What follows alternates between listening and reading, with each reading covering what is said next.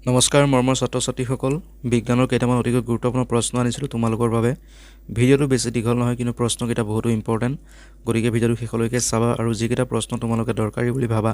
সেইকেইটা তোমালোকে স্ক্ৰীনশ্বট কৰি ৰাখি যাবা আৰু মই তোমালোকক প্ৰশ্নকেইটা পঢ়ি নুশুনাও মই ভিডিঅ'টো স্ক্ৰল কৰি যাম তোমালোকে প্ৰশ্নখিনি তোমালোকে চাই যাবা ভিডিঅ'টো পজ কৰি প্ৰশ্নখিনি পঢ়ি ল'বা আহা এতিয়া ভিডিঅ'টো আমি আৰম্ভ কৰোঁ আৰু চেনেলটো ছাবস্ক্ৰাইব কৰি ল'বা ভিডিঅ'টো লাইক কৰিবা আৰু শ্বেয়াৰ কৰিবলৈ নাপাহৰিবা আহা এতিয়া আমি ভিডিঅ'টো আৰম্ভ কৰোঁ আৰু প্ৰশ্নখিনি কি আছে চাই লওঁ